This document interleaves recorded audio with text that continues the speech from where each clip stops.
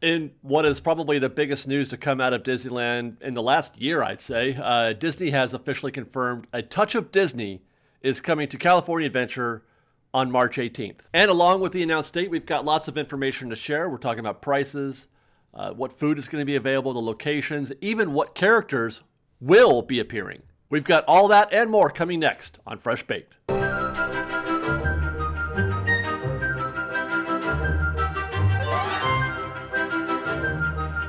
Hello again, everybody, and welcome back to Fresh Baked. Man, this feels good, right?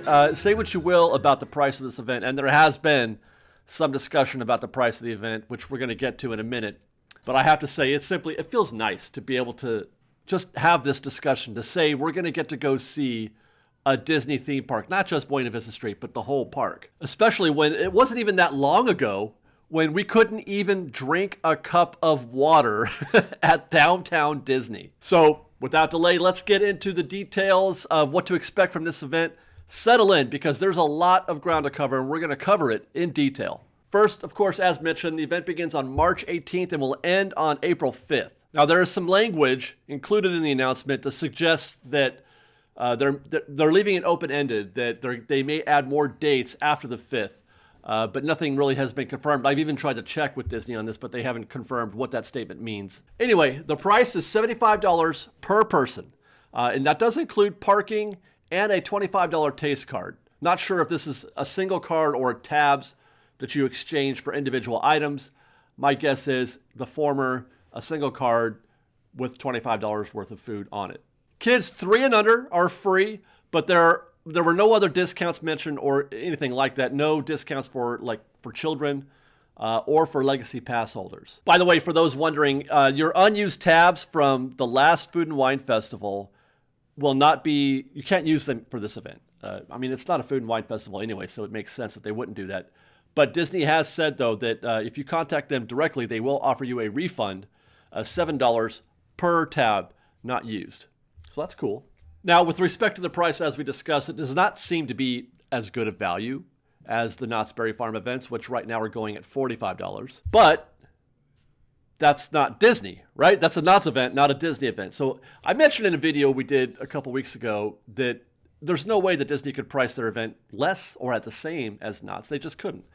There is a premium to be paid for a Disney event. And I figured that it would probably start at $60, but then when I made that estimation, I was not considering parking. So in effect, I mean, it is close to that anyway. I will say, though, that I was expecting that entire $60 to go to food. I was expecting that. I will, though, add that, and this is something that we mentioned in yesterday's live stream, the fact that Disney is making this a $25 gift card or $25 food card as opposed to the whole shot suggests to me that Disney isn't approaching this as a food event. They're approaching this as a come to Disney event, which would explain why they're not calling it Taste of Disney, but Touch of Disney. Food is central, obviously, because that's half of what you can do right now at California Adventure is either shop or dine. Well, a third maybe, because obviously that other third is being at a Disney park, feeling the Disney vibe. And that is why we're paying the premium. That is why we're paying $25 for food and $50 for just having the opportunity to walk around freely the entire California Adventure Park, and not just Buena Vista Street, which was great, but it's still just Buena Vista Street. Speaking of Buena Vista Street, this will effectively end our free access to DCA or to Buena Vista Street. They are going to close it on March 15th. Close it to general guests. You can access Buena Vista Street only if you attend the event. And that includes days that the event is not running. By the way, the event is going to be going from Thursdays through Mondays, with Tuesdays and Wednesdays being closed entirely. But even on those days, Tuesdays and Wednesdays, they will not be opening Buena Vista Street to regular guests or non-paying guests. As for tickets, they will be going on sale on March 4th, but they haven't set a time yet. Now, I'm not sure what's typical. I'm trying to remember from Galaxy's Edge days if I think it was something like 8 a.m. Pacific, or in the early morning of that day, not like at midnight. But I can't remember for sure. But I mean, it doesn't matter. They're going to let you know when that will be, and in plenty of time for you to be ready for that when that time comes. I would also say that my expectation is that it's going to be something like the Galaxy's Edge reservation system, where you would go to a landing page, hit a button, and that would just put you into a queue, and then you just sit there and wait for your turn. You don't have to, spam the refresh button or anything like that. Now, I'm not sure if it's a proper queue where, the moment you click it puts you in line successfully behind somebody else, or if it's a lottery. I'm not sure how that's going to work yet. Who knows? Now, one of the coolest things about this event, one of the things that stuck out to me almost immediately when I was reading through the update, was how the event will begin for guests. And it's going to begin at the Mickey and Friends parking structure, which is great. Parking, as I mentioned, is paid for. And those guests who are attending the event are going to park at the Mickey and Friends parking structure. No trams, though, by the way. I know people are going to ask. No trams. It's still considered a ride, I guess. So think of it as a ride, and there are no rides. It's a social distancing issue. But you will get to walk in from the parking structure through the newly designed path that we have almost completely forgotten about. But that's a beautiful path on your way into downtown Disney. If you are going just to downtown Disney, you would still park at Simba, and you would pay the $10. Now, somebody had asked earlier, by the way, if you could forego parking at Mickey and Friends and park at Simba and just walking in from there. You can, yes. You don't have to park at Mickey and Friends, but you have to pay the $10 if you park at Simba. Anyway, I feel like that's a treat in and of itself, because I'm sure a lot of you guys would agree that a visit to Disneyland, to the Disneyland Resort, always begins not when you cross the turnstiles, but when you park. Unfortunately, like I said, no tram, but still, parking at the Mickey and Friends parking structure is part of the experience, and I'm very much looking forward to doing that again. Okay, so once you're in the gates, the event starts at noon and goes till 8 p.m., and be prepared to have a lot of food available to you, beyond probably what you can spend or what's available on the $25 gift card. You're going to go past that, I'm assuming. At least I think I will. Let's take a look at some of the food that's going to be available to us. You got Dole Whips, churros, pretzels, and popcorn for starters. The Disney Parks blog featured the Monte Cristo on its announcement. That's from New Orleans Square. So some of this food is going to be coming from not just DCA, but from all over the resort. You got funnel cake fries from Award Wieners. And I'm pretty sure those are lobster nachos from the Cove Bar. Lamplight Lounge. And everything, though, is going to be snack size. So keep that in mind, which, again, that's fine with me, because I'm certain I could not eat even half of a full-size Monte Cristo. Also mentioned was Bing Bongs and themed candy apples.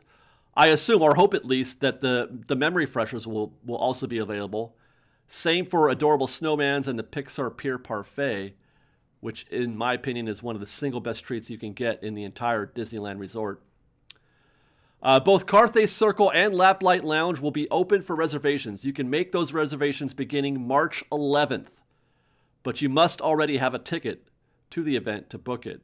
There will be no access to Carthay or Lamplight to non-event guests. The park basically just assumed everything about DCA now is closed again, unless you have a ticket to A Touch of Disney. Okay, what else? There's going to be 6 food and wine style booths set up. Now, at first, the way I read the announcement, it sounded like this was going to be just Disney food, but we do indeed have some festival food coming. You remember Chuckle-Doodle Moo, right? LA Style will see the return of the Pork Belly Banh Mi. California Craft Brews is back with Craft Brews. And of course, the Uncorked California booth for some wine flights, which is great. But that cheese board, I'm hoping that the cheese board comes back.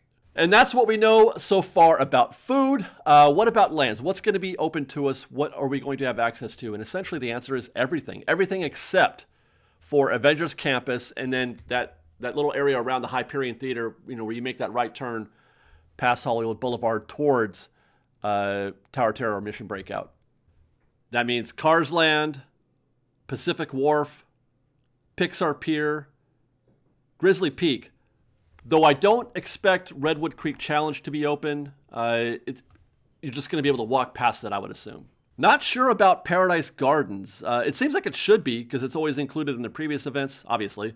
But I haven't seen any specific mention of it. There was no mention of the Boardwalk Pizza and Pasta, no mention of Paradise Garden Grill, but let's hope so.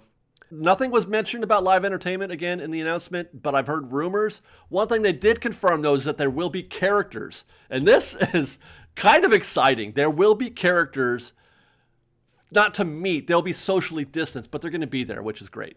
They mentioned specifically Mickey and Minnie in unexpected settings. Now, I think that all that means basically is settings that we're not used to finding them in because they need to be socially distanced.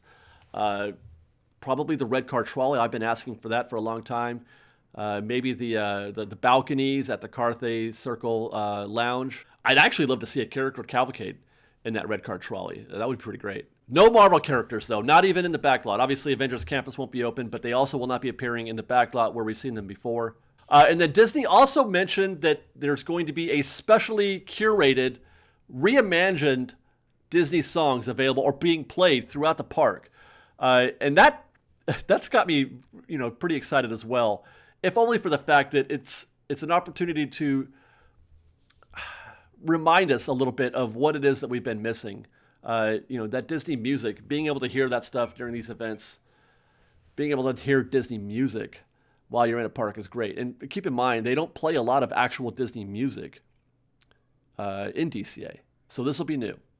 And I guess I should add, in conclusion, no attractions, obviously. We're still not able to do that. And no Main Street. Now, I wouldn't have expected for them to have said anything about Main Street in this announcement, even if they were planning to do it. So that doesn't necessarily mean anything, but people are asking, is Main Street opening? So far, the answer to that question is no. And right now, my position, I think, is that I don't think they're going to open Main Street until they open the park completely. That's just my feeling about things now, but I could be wrong. Who knows? Anything's possible. And that's it, guys. That's pretty much everything to know about Touch of Disney. Stay tuned, obviously, to FreshBaked to find out more news as it develops, because we are going to get some information regarding what time to start, booking reservations. And there'll probably be some more reveals about food. You'll probably see a foodie guide. Watch out for that. The foodie guide should be fun. Otherwise, stay tuned to FreshBaked. We'll let you know. And until then, thanks for watching, everybody. Be sure to like this video, subscribe to our channel, hit the notification bell if you haven't already. And you can follow us on Instagram at _FreshBaked. And you can follow us on Twitter at FreshBakedDisney. That's fresh with no E. And if you enjoy our show and you want to show your support for FreshBaked, I would ask you to consider joining our Patreon campaign at patreon.com/FreshBaked. Otherwise, again, thanks for watching, everybody. Do be safe out there. Be kind to one another. And we'll see you next time. FreshBaked. Another one booked. 2 for 2.